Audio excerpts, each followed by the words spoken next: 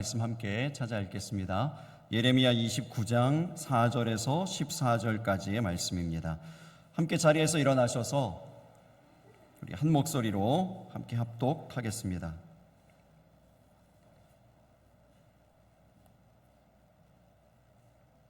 예레미야 29장 4절 말씀부터 14절까지의 말씀입니다. 만군의 여호와 이스라엘의 하나님께서 예루살렘에서 바벨론으로 사로잡혀 가게 한 모든 포로에게 이와 같이 말씀하시니라. 너희는 집을 짓고 거기에 살며 텃밭을 만들고 그 열매를 먹으라. 아내를 맞이하여 자녀를 낳으며 너희 아들이 아내를 맞이하며 너희 딸이 남편을 맞아 그들로 자녀를 낳게 하여 너희가 거기에서 번성하고 줄어들지 아니하게 하라. 너희는 내가 사로잡혀 가게 한 그 성읍의 평안을 구하고 그를 위하여 여호와께 기도하라. 이는 그 성읍이 평안함으로 너희도 평안할 것임이라. 만군의 여호와 이스라엘의 하나님께서 이와 같이 말하노라. 너희 중에 있는 선지자들에게와 점쟁이에게 미혹되지 말며 너희가 꾼 꿈도 고지 듣고 믿지 말라. 내가 그들을 보내지 아니하였어도 그들이 내 이름으로 거짓을 예언함이라. 여호와의 말씀이니라. 여호와께서 이와 같이 말씀하시니라. 바벨론에서 70년이 차면 내가 너희를 돌보고 나의 선한 말을 너희에게 성취하여 너희를 이곳으로 돌아오게 하리라. 여호와의 말씀이니라. 너희를 향한 나의 생각을 내가 아나니 평안이요 재앙이 아니니라. 너희에게 미래와 희망을 주는 것이니라. 너희가 내게 부르짖으며 내게 와서 기도하면 내가 너희들의 기도를 들을 것이요 너희가 온 마음으로 나를 구하면 나를 찾을 것이요 나를 만나리라. 이것은 여호와의 말씀이니라. 나는 너희들을 만날 것이며 너희를 포로된 중에서 다시 돌아오게 하되 내가 쫓아 보내었던 나라들과 모든 곳에서 모아 사로잡혀 떠났던 그곳으로 돌아오게 하리라. 이것은 여호와의 말씀이니라. 아멘. 자리에 앉으시기 바랍니다. 옆에 계신 분들과 다시 한번 인사하겠습니다. 하나님의 환대를 경험하는 하루 되세요. 몇 주 전에 친한 친구 부부가 울산에 휴가차 다녀갔습니다. 제가 제일 좋아하는 게 책 선물인데 책을 하나 선물해 주고 갔어요. 자기가 제일 좋아하는 작가의 책이라고 그러면서 책을 한 권 선물해 주고 갔는데 그 책 제목이 제철 행복입니다. 그 제철 행복의 내용은 24절기에 대한 내용들이에요. 24절기를 소개하는데 이야기식으로 이제 에세이로 이렇게 책을 낸 것입니다. 근데 그 절기 안에 지난주에 지난 처서에 대한 설명도 있습니다. 처서. 근데 처서가 여러분 어떤 절기죠?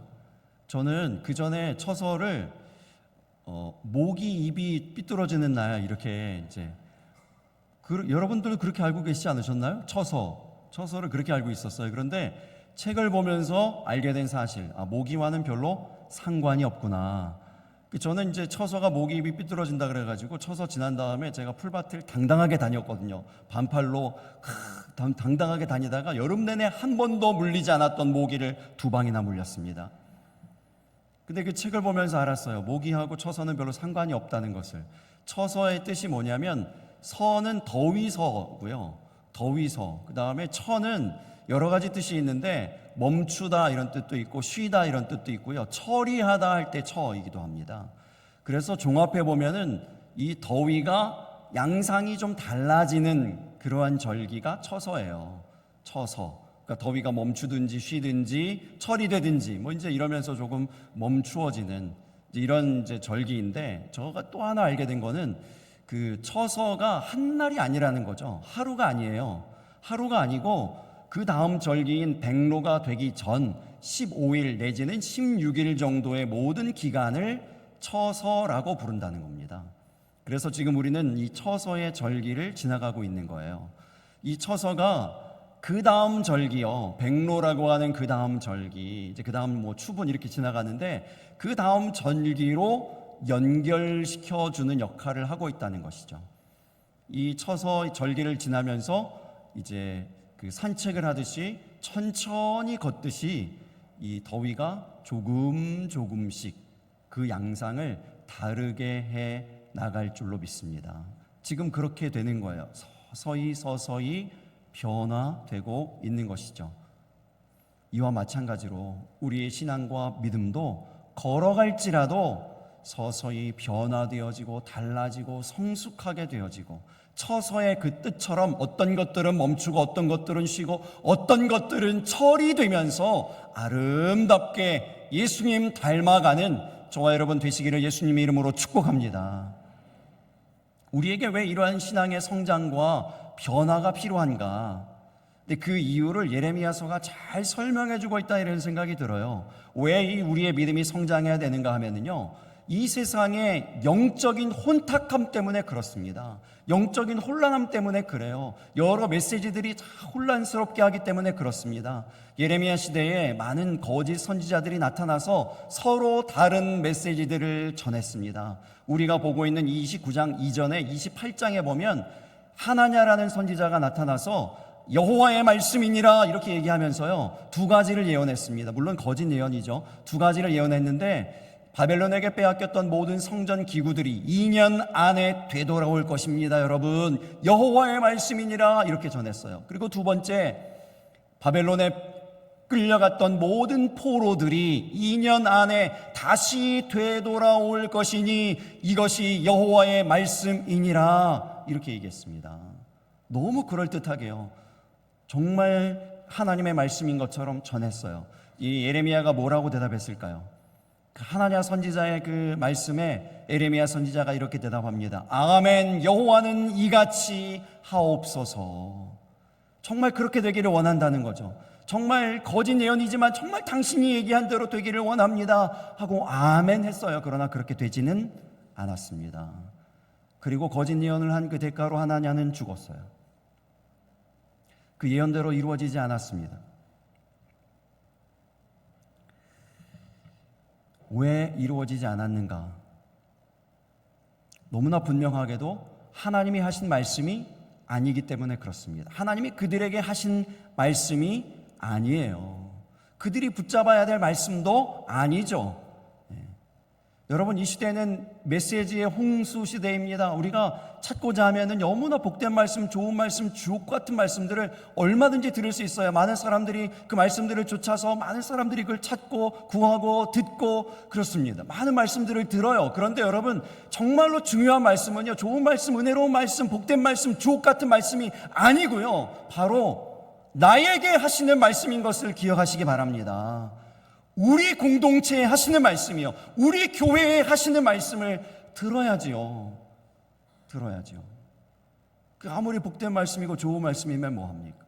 내게 주시는 말씀이어야 그것이 능력이 되고 정말로 참된 말씀, 하나님의 말씀, 하나님이 우리에게 원하시는 그 말씀, 하나님과 진정한 교제 가운데에서 나오는 말씀 아니겠습니까? 그래서 이러한 이 성숙한 청취요, 하나님이 내게 말씀하시는 말씀을 듣는, 그 좋은 말씀만 찾아 듣는 게 아니고 내가 정말 내 구미에 맞는 그런 말씀, 내가 듣고 싶은 말씀만 찾아서 듣는 것이 아니라 정말 하나님이 내게 말씀하시는 그 말씀이 무엇인가를 찾아서 들을 수 있는 이 성숙한 청취, 이 성숙한 청취를 위해서 우리가 꼭 가져야 되는 영적인 지식이 있습니다. 우리 교회에서 참 많이 강조하는 것 중에 하나인데요, 바로 연결입니다. 연결이에요. 연결. 이 연결이 바로 이런 성숙한 그 청취를 이루게 하는 귀한 영적인 도구입니다. 영적인 장치예요. 오늘 본문에 보면은 이러한 이제 연결에 대한 이야기가 나옵니다. 오늘 본문에 이제 굉장히 이제 귀한 말씀, 유명한 말씀이 있지 않습니까? 특별히 11절 말씀을 보세요. 여호와의 말씀이니라 너희를 향한 나의 생각을 내가 아나니 평안이요 재앙이 아니니라 너희에게 미래와 희망을 주는 것이니라. 이 유명한 말씀이죠. 이 말씀에 우리가 어떻게 화답할 수 있겠습니까? 예레미야가 고백한 대로 아멘, 여호와는 이같이 하옵소서 이렇게 대답할 거예요. 12절 13절도 여러분 보세요. 본문 12절 13절 너희가 내게 부르짖으며 내게 와서 기도하면 내가 너희들의 기도를 들을 것이요 너희가 온 마음으로 나를 구하면 나를 찾을 것이요 나를 만나리라. 여러분, 뭐 어떻게 고백되어집니까? 아멘, 여호와는 이같이 하옵소서. 너무 귀한 말씀이잖아요. 너무 귀한 말씀이죠. 그렇죠? 아멘이십니까? 아멘이 나오잖아요. 이렇게 되기를 원하시잖아요. 그런데 여러분 이 말씀만 붙잡고 여호와는 하나님께서 나를 만나주시고 나를 찾아주시고 나에게 모든 기도를 응답해주시고 들어주실 것이고 다 우리의 모든 미래는 핑크빛이고 미래가 있고 희망적이고 다 이렇게 했는데 그대로 다 됩니까 여러분? 기도한 대로 여러분 다 응답됩니까? 여러분의 미래는 다 핑크빛입니까? 그렇게 되지 않을 때는 여러분 어떻게 성경을 이해하시겠어요? 어떻게 하나님의 말씀을 보시겠습니까? 그래서 중요한 게 뭐냐면 이 말씀이 어떻게 연결되었는가를 봐야 되는 거예요. 이 말씀이 어떻게 연결돼서 이 말씀이 나오게 되었는가까지 볼 수 있는 그 더 깊이 있는 그 눈이요. 그 눈이 영안이라고 했죠. 말씀을 보다가 에디오피아 내시가 그 영안이 열렸다고 했잖아요. 말씀에 더 깊이 있는 그 관심이 그 영안으로 그를 인도했다고 했잖아요. 그래서 말씀을 더 깊이 묵상하는 가운데 여러분 가운데도 이러한 영안이 열려지게 되기를 예수님 이름으로 축복합니다. 연결이에요.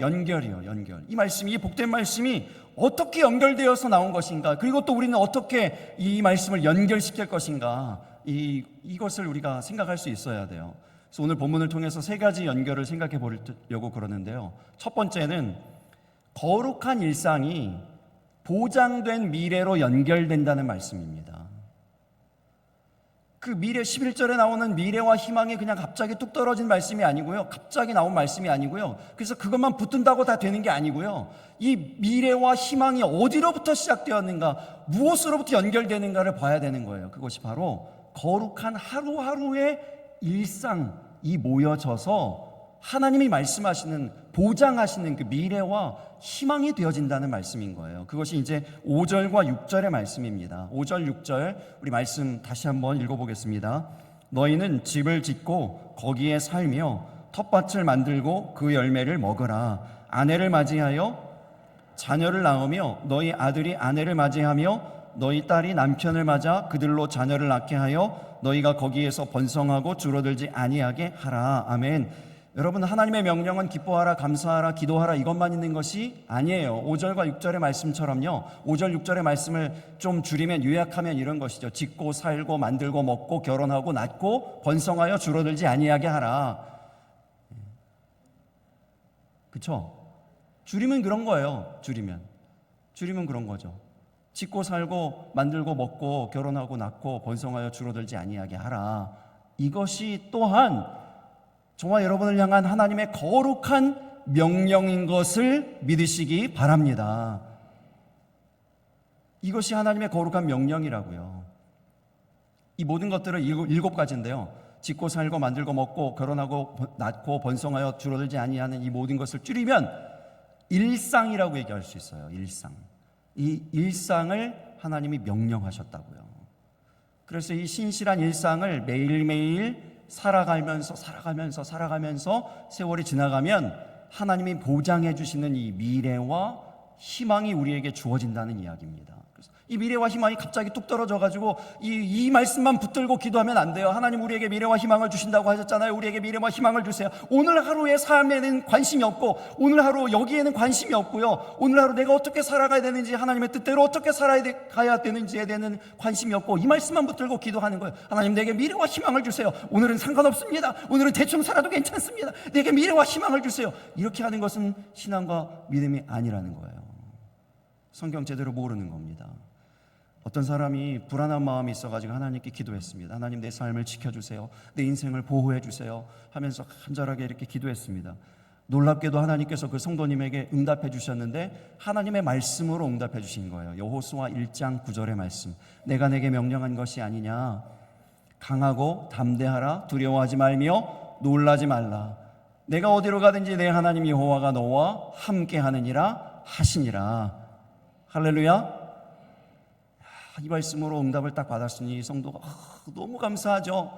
이제 불안함이 다 사라졌습니다. 너무 감사하게 편안하게 막 이렇게 너무 좋아했나 봐요. 너무 좋아한 나머지 막 차를 타고 갔다 갑자기 콱 교통사고를 당했어요. 교통사고를 당하자마자 이 성도가 뭐라 그랬을까요? 하나님 이게 뭡니까? 하나님 분명히 내게 나와 함께 하신다고, 나를 지켜주신다고 말씀으로 이렇게 약속해 주셨는데, 응답해 주셨는데 왜 내게 이런 고난을 주시는 것입니까? 놀랍게도 하나님께서 즉각 또 응답해 주시는 거예요. 대답해 주시는 거예요. 하나님이 뭐라 그러셨을까요? 그러게 내가 놀라지 말라라고 하지 않았느냐? 여러분, 이 성도가 연결한 말씀은 뭐죠? 내가 어디로 가든지 내 하나님 여호와가 너와 함께 하느니라 하시니라, 그 말씀만 딱 연결했어요. 그 말씀만 붙잡았어요. 그런데 그 직전에 하나님께서 그 똑같은 절, 그 두 절도 아니에요. 같은 절 안에서 하나님이 뭐라고 분명히 말씀하셨나요? 내가 내게 명령한 것이 아니냐. 강하고 담대하라. 두려워하지 말며 놀라지 말라. 이 하나님의 강조는 앞에 있었는데요, 그 앞에 말씀은 딱 놓치고 그건 연결시키지 않고요, 뒤에 내가 취하고 싶은, 내가 가지고 싶은 그 말씀, 그것만 딱 붙잡고 연결하는 거예요. 예수님께서 그 마르다에게 그 나사로의 죽음에 대해서 이렇게 말씀하셨습니다. 내 오라비가 다시 살아나리라, 이렇게 말씀하셨거든요. 그랬더니 이제 마르다가 뭐라고 했는지 아십니까? 그 예수님이 정말 그 귀한 선포 아닙니까?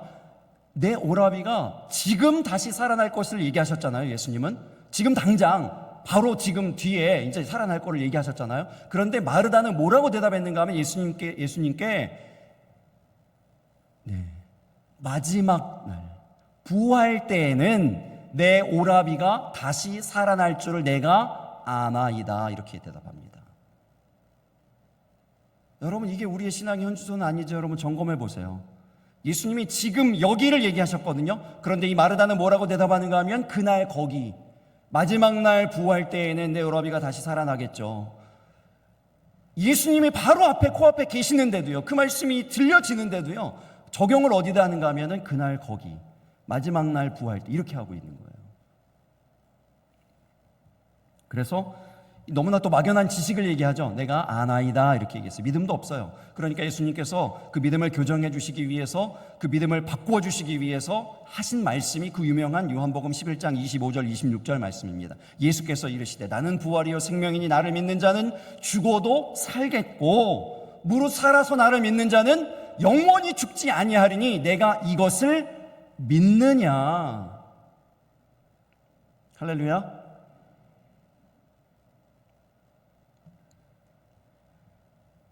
그날 거기가 아니고요, 오늘 여기예요. 오늘 여기. 많은 신앙이 이제 그날 거기에 머물러 있어요. 미래와 희망만 붙들고 있어요. 시간이 지나서 이제 뭐 이렇게 대충 어느 정도 신앙생활 계속하면은 내가 어떤 미래와 희망, 어떤 미래에 내가 어느 정도 뭐 이렇게 되어 있겠지라는 그런 막연함이요, 그리고 뜬구름 잡는 것 같은, 근데 그러한 신앙생활 가운데 머물러 있어요. 늘 우리 교회에서 여러분 말씀드리듯이 강조하듯이요, 한 가지라도, 아주 작은 것 한 가지라도, 여러분 마음 가운데 찔려지는 것, 생각나는 것 한 가지라도요, 한 가지라도 예배를 통해서 변화시켜 나가시길 바랍니다. 특별히 여러분의 일상 가운데에서요, 짓고 살고 만들고 먹고 결혼하고 낳고 번성하는 그 일이요, 그 일상 가운데에 뭔가 작은 변화가 있어야 돼요. 그 변화가 이어지고 연결되고 연결되어서 하나님이 보장하시는 그 미래가 있는 겁니다. 희망이 우리 가운데 주어지는 거예요. 오늘 여러분 예배하는 가운데 이런 이 거룩한 일상이 조그마한 변화라도 일어나는, 그리하여서 정말 이제 미래가, 희망이 우리에게 정말 진짜 미래, 구체적인 미래요, 정말 이제 뜬구름 잡고 막연한 것이 아니라 진짜 나사로가 실제로 살아난 것처럼, 근데 그러한 일들이 우리 가운데 일어나게 되기를 예수님의 이름으로 축복합니다. 거룩한 일상이, 거룩한 하루가 보장된 미래와 연결되어 있다는 사실 여러분 꼭 기억하시면 좋겠어요. 두 번째 또 어떤 것이 연결되어 있는가 하면요, 성읍의 평안이 개인의 평안으로 연결됩니다. 7절 말씀도 우리 같이 읽어보겠습니다. 너희는 내가 사로잡혀 가게 한 그 성읍의 평안을 구하고 그를 위하여 여호와께 기도하라. 이는 그 성읍이 평안함으로 너희도 평안할 것임이라. 여러분, 이것이 굉장히 중요한 성경적인 원리예요. 성경의 원리가 다 이래요. 이 잠언 11장 25절 말씀 여러분 기억나십니까? 구제를 좋아하는 자는 풍족하여질 것이요 남을 윤택하게 하는 자는 자기도 윤택하여 지리라. 여러분, 이 말씀 가지고 우리가 생명길 교회에 나간 것 아닙니까? 그래서 여러분 다 기뻐 감격하고 그랬잖아요. 우리가 윤택하여지는 것, 남을 윤택하게 할 때 우리도 윤택하게 되어지는 것, 이것을 기대하고 소망하고 말씀 붙잡고 간 것 아닙니까? 남의 윤택이 뭐하다고 연결되죠? 나의 윤택과 연결되어 있다고요. 예수님도 이 말씀을 하셨어요. 마태복음 7장 12절의 말씀이에요. 이것을 사람들은 이름 붙이기를 황금률이라고 붙였습니다. 그러므로 무엇이든지 남에게 대접을 받고자 하는 대로 너희도 남을 대접하라. 이것이 율법이요 선지자니라. 율법이요 선지자라는 말씀은요, 성경이라는 얘기예요. 율법서와 선지서로 되어 있어요. 성경은 이 성경을 다 통틀어서 정리해서 요약해보면 어떤 말씀인가 하면, 대접을 받고자 하는 대로 남을 대접하라. 남을 대접하는 것이 무엇하고 연결되어 있습니까? 내가 대접받는 것하고 연결되어 있다는 거예요. 서로 연결되어 있습니다. 여러분, 이 원리를 특별히 기도에 적용하실 수 있기를 부탁드립니다. 12절 말씀, 13절 말씀 우리 다시 한번 읽어보겠습니다. 본문 12절 13절입니다. 너희가 내게 부르짖으며 내게 와서 기도하면 내가 너희들의 기도를 들을 것이요 너희가 온 마음으로 나를 구하면 나를 찾을 것이요 나를 만나리라. 할렐루야. 여러분, 이 말씀이요 예레미야 11장 말씀하고는요 연결이 안 되는 말씀이에요. 예레미야 11장에서는 하나님께서 기도해도 듣지 않겠다고 말씀하셨거든요. 기도도 하지 말라고 하셨어요. 예레미야 11장 14절 말씀도 보시기 바랍니다. 그러므로 같이 읽겠습니다. 그러므로 너는 이 백성을 위하여 기도하지 말라. 그들을 위하여 부르짖거나 구하지 말라. 그들이 그 고난으로 말미암아 내게 부르짖을 때에 내가 그들에게서 듣지 아니하리라. 기도해도 듣지 않으신대요. 그런데 어떻게 해서 이 예레미야 29장에 와서는 하나님께서 온 마음으로 나를 구하면 나를 찾을 것이요 나를 만나리라 이렇게 말씀이 바뀌었을까요? 똑같은 하나님이신데 똑같은 백성들인데 어떻게 이렇게 말씀이 바뀌었습니까? 한 가지 이유가 있어요. 뭐죠? 성읍의 평안을 구하면은요 너희들이 기도하는 것을 듣겠다는 것입니다.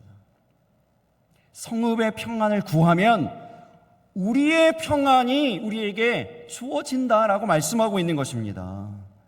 성경의 원리대로요, 말씀대로 하면, 말씀대로 먼저 이 성읍을 위하여 기도하면, 그들을 위하여 기도하면, 그 백성을 위하여 기도하면 내 기도가 열린다는 거예요. 그 기도를 하나님이 들으시겠다는 겁니다. 잠언 28장 9절의 말씀도 이와 같은 맥락이에요.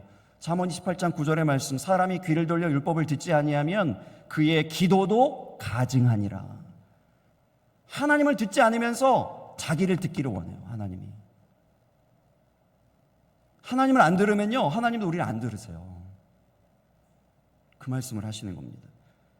여러분, 우리가 우리의 기도의 제목에만 함몰되어 있는 그러한 신앙에 머물러 있지 않게 되기를 예수님 이름으로 축복합니다. 기도의 길이 어디에 있어요? 어디에 열려 있습니까? 우리의 여러분 평안의 길이 어디에 연결되어 있다고요? 성읍의 평안에 있다고요. 성읍의 평안에 있어요. 그래서 이 남을 위해서 중보하고 기도해야 돼요. 끊임없이 기도해야 돼요. 오히려 기도의 제목을 여러분 요청하고 받고 그들을 위해서 기도하기를 멈추지 않게 되실 수 있기를 바랍니다. 믿음의 기도에 대해서 여러분 말씀드렸어요.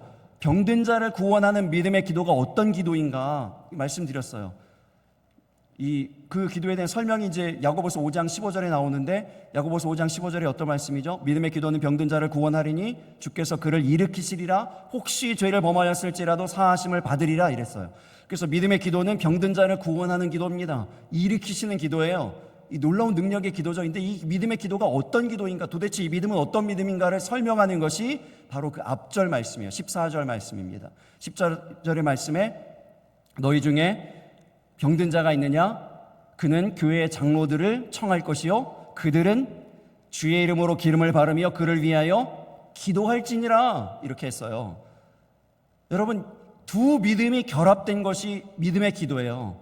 두 믿음이 어떤 믿음인가 하면 첫 번째는 병든 사람의 믿음이에요. 이 사람은 어떤 믿음을 가졌는가 하면요, 내가 이 기도의 제목, 이 병든 문제를 교회에 요청하면 내 이 문제가 해결될 것이다, 이 병듦이 해결될 것이다 라는 믿음을 가지고 있어요. 그런데 동시에 또 하나의 믿음이 필요하죠. 이제 장로들, 영적 리더들이에요. 영적 리더들이 그들이 주의 이름으로 기름을 바르며 그를 위하여 기도할 때요. 내가 기도하면 하나님께서 주신 이 권위와 질서에 따라서, 하나님의 주신 능력을 따라서 예수의 이름으로 기도할 때 예수님의 능력과 치유가 일어날지어다 라고 믿음으로 기도하는 거예요. 그 두 믿음이 결합된 것, 이것이 믿음의 기도, 병든 자를 구원하고 일으키는 기도임을 믿으시기 바랍니다. 그래서 여러분, 기도를 요청하는 것도 믿음이에요. 여러분에게 믿음이 있으십니까? 믿음의 성숙함이 있으십니까? 그러면 더욱 적극적으로 기도를 요청하세요. 기도의 제목들을 올리세요. 여러분이 올리시는 그 기도의 제목들이 담겨있는 감사 헌금 봉투 일일이 다 봅니다. 일일이 기도해요. 그냥 허투루 지나가지 않아요. 그냥 범사에 감사합니다라고 적으면 범사에 감사해서 감사합니다 라고 기도하고 지나가고요. 거기 안에 구체적으로 이 내용들이 다 있고요. 날이 있고 시가 있고요. 날짜가 있고요. 이름이 있고 그렇잖아요. 그러면 그거 그대로 기도합니다. 기도의 요청을 하시기 바랍니다. 우리 교회 청년회장이 이제 포스코 최종 면접 최종까지 딱 올라왔다고 기도해달라고, 그래서 그러면 새벽 예배 우리 새벽 기도 용사분들과 함께 기도해도 되겠느냐 이렇게 이제 물었더니 그러면 그렇게 해달라고, 그래서 새벽 기도회에서 모인 분들과 함께 새벽 예배 때 우리 청년회장 포스코에 이제 합격하게 해달라고, 그 대기업이잖아요. 굉장히 좋은 기회 아닙니까? 그래서 열심히 막 기도했는데 이게 새벽이라서 발음이 조금 부족했던 것 같아요. 정확하지 않았던 것 같아요. 포스코 SOL이 됐어요. 할렐루야. 포스코보다 더 좋은 SOL에 붙었어요. 왜 더 좋으냐면, 제 기준에서 왜 좋은가 하면 포스코는 포항까지 가야 되지만 SOL은 울산에 있거든요. 할렐루야. 기도를 요청하는 것도 믿음이에요. 또 하나의 믿음이 필요하죠. 우리가 기도하면 두세 사람이 내 이름으로 모인 곳에 나도 그들과 함께 하겠다 라고 말씀하신 그 예수님 이름의 권세가 나타나는 거예요. 그래서 이 두 믿음이 결합된 그 믿음의 기도, 그 믿음의 기도를 통해서 이렇게 오늘처럼 박수치는 일들이 점점 더 많아지게 되는 우리 옥동중앙교회, 또한 우리 교회를 통하여서 정말 그러한 그 기쁨의 일들이 많아지는 이 옥동 지역과 이 울산 도성이 되어지기를 예수님 이름으로 축복합니다. 성읍의 평안이 나의 평안과 연결되어 있어요. 마지막 세 번째로, 믿음의 길이요, 돌아오는 길, 회복의 길이죠. 회복의 길과 연결되어 있음을 여러분 기억하시기 바랍니다. 8절 말씀 우리 읽어보겠습니다.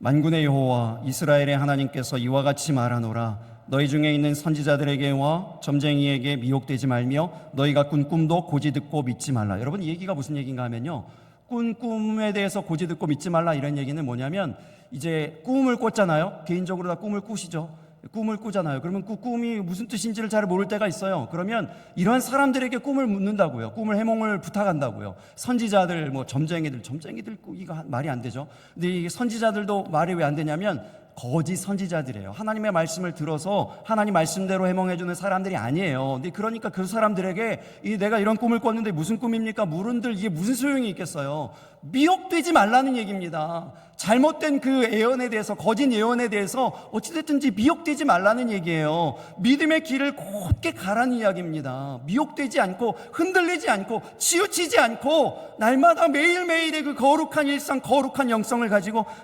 매일 믿음의 길을 잘 가면요, 결국 그 길이 어디하고 만나지게 되는가 하면 돌아오는 길, 이 유다 백성들이 그토록 원하는 회복되는 길, 그 길과 연결된다는 말씀이에요. 여러분, 14절 말씀입니다. 그것이 14절 말씀, 본문 14절 함께 읽겠습니다.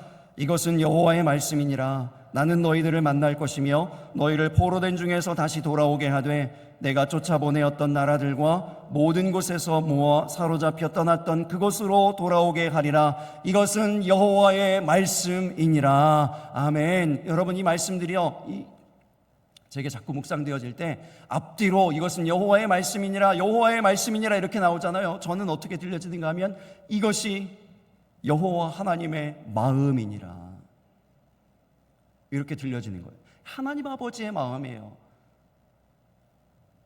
하나님께로 다시 돌아오는, 회복되어지는 거예요. 회복되어지기를 원하는 하나님 아버지의 마음. 하나님 아버지의 마음은 재앙이 아니고 평안입니다. 미래와 희망을 주는 것이니라 라고 말씀했습니다. 근데 그 길이 어디에 있다고요? 미혹되지 않고 치우치지 않고 쓰러지거나 넘어지지 않고 믿음의 길을 곧게 갈 때, 여러분 이런 것들이 무슨 연관이 별로 없는 것 같아요. 오늘 예배가 뭐 내 실제적인 삶의 어떤 그 회복과 형통 이런 거 무슨 상관이 있나? 이런 뭐 꿈풀이 하나 내가 잘못 들었다고 뭐 신문 보다가 무슨 운세를 하나 잘못 봤다, 운세 뭐 이런 것들을 뭐 관심 있게 봤다. 이게 뭐 무슨 이게 내 삶의 회복과고 뭐 형통과 무슨 상관이? 여러분 성경이요 뭐라고 얘기하십니까? 상관이 있다고요.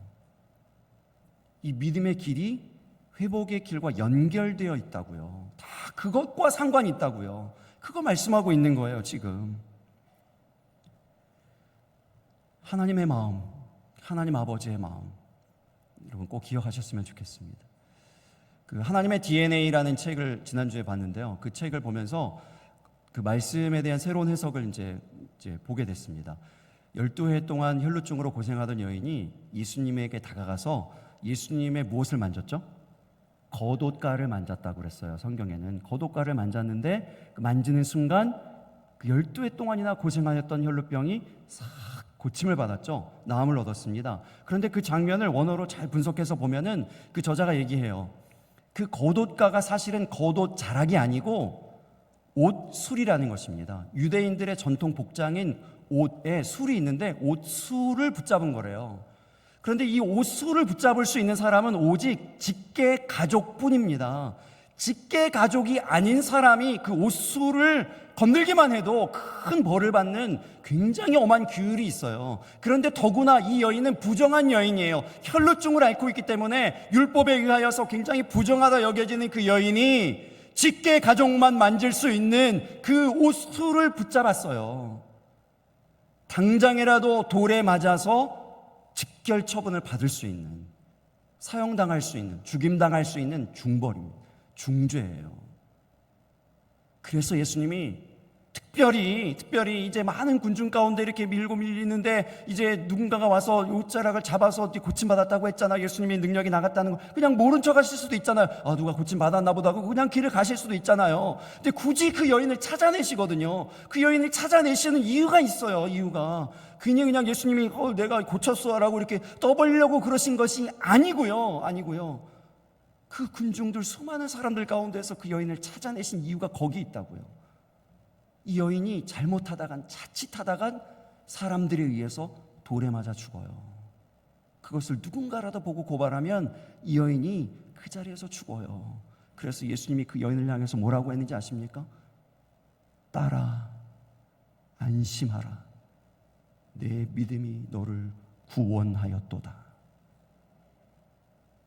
여러분 왜 딸이라고 하셨을까요? 직계 가족만 만질 수 있는 옷술을 만졌기 때문에요. 딸이라고 불러야지만 이 여인이 살 수 있어요. 딸아, 안심하라. 내 믿음이 너를 구원하였도다. 그 여인이 병에서 고칠 뿐만 아니라 아무런 일이 일어나지 않고 평안하게 집으로 돌아가는 거예요. 이 목사님이 이제 그 책에 자기 간증도 이렇게 적었는데 알래스카에서 목회하시는 분입니다. 알래스카 목회하시다가 지금은 이제 한국에 들어와서 또 목회하시는데 알래스카에서 목회하실 때 일이에요. 어떤 다른 교회의 집사님이 신방을 요청했답니다.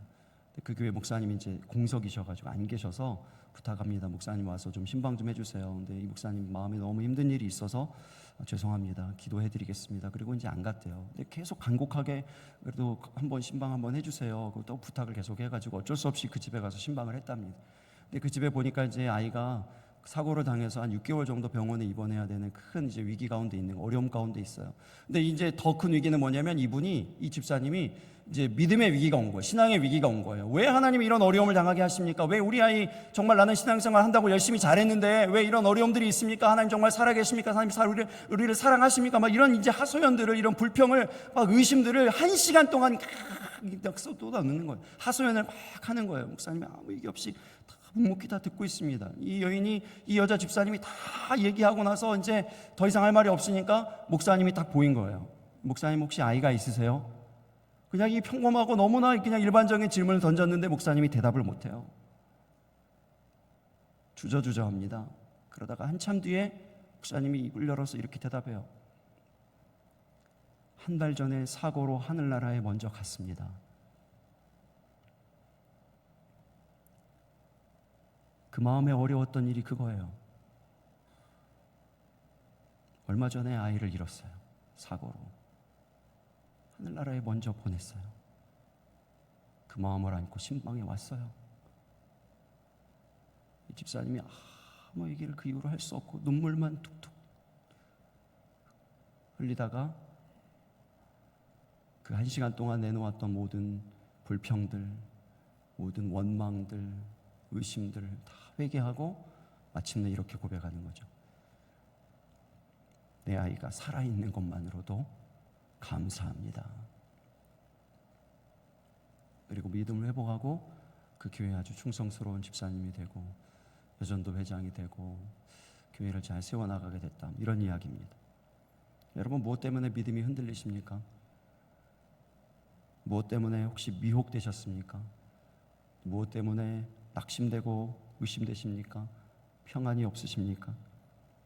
우리 위에 독생자 예수 그리스도까지 내어주신 하나님 아버지의 그 마음을 다시 바라보시기를 예수님 이름으로 축복합니다. 그 믿음의 길이요, 우리의 회복의 길과 연결되어 있어요. 연결되어 있어요. 그 십자가의 길이, 그 십자가의 사랑을 붙잡는 것이 내 삶에 어떤 막혔던 문을 여는 그러한 도구가 되고 방법이 될 수 있습니다. 여러분의 하루의 그 거룩한 일상은 우리의 보장된 미래와 연결되어 있고요. 성읍의 평안이 여러분 개인의 평안과 연결되어 있고요. 그 믿음의 길이 바로 여러분 회복의 길과 연결되어 있음을 꼭 기억하고, 그 연결된 신앙, 우리의 개인적인 기도의 제목에 함몰되어 있는 것이 아니라 내 마음에 맞고 내 구미에 맞는 좋은 말씀들만 붙잡고 그것만 붙잡고 그 얕은 신앙생활 가운데 머물러 있는 것이 아니라 더 깊이 있는 성숙한 그 은혜의 단계까지 나아가는 저와 여러분 다 되시기를 예수님의 이름으로 축복합니다. 함께 우리 찬양하고 기도하겠습니다. 여러분, 우리 민족이 처서를 지나면서요 지켜온 풍습이 하나 있답니다. 포쇄라는 풍습이에요. 포쇄가 무슨 뜻인가 하면, 이제 포는 햇볕이 이렇게 쬐어진다는 뜻이고요. 쇠는 말리는 거예요. 그래서 이제 여름 장마 동안에 눅눅해지잖아요. 특별히 책들도 눅눅해지고 옷들도 눅눅해진답니다. 그래서 이 눅눅해진 것을 햇볕에 말리는 그 행사가 이제 그 풍습이 포쇄예요. 포쇄. 이 포쇄가 얼마나 중요했는가 하면 그 왕궁에요. 그 궁정에 포쇄 별감이라는 것이 있었대요. 이 일들만 관장하는 그런 기구인 거죠. 장치인 거죠. 그래서 말리는 겁니다.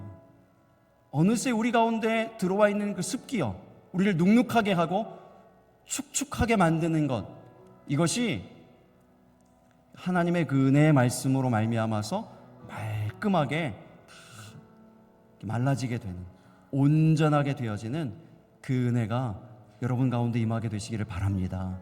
이 처서의 계절에 우리 그 조상들이 그 행했던 포쇄의 일들을 기억하면서 떠올려 보면서 하나님, 우리의 영혼에, 우리의 심령 가운데 여전히 해결되지 못한 그런 눅눅함, 축축함, 그래서 그것으로 인해 생겨나는 그런 각종 여러 가지의 바이러스들, 나쁜 병균들 이런 것들이 생기잖아요. 그래서 그런 것들이 다 하나님의 은혜의 말씀, 햇볕과 같은 그 하나님의 그 따사로움으로 다 해결되어지고 온전하게 되게 하여 주시옵소서 하는 그러한 은혜를 갈망하는 마음으로 우리 함께 찬양할 텐데요. 이 찬양을 할 때 오늘의 이 말씀이 여러분의 구체적인 그러한 일상과 연결되어지는 그러한 은혜가 임하게 되기를 바랍니다. 함께 찬양하겠습니다.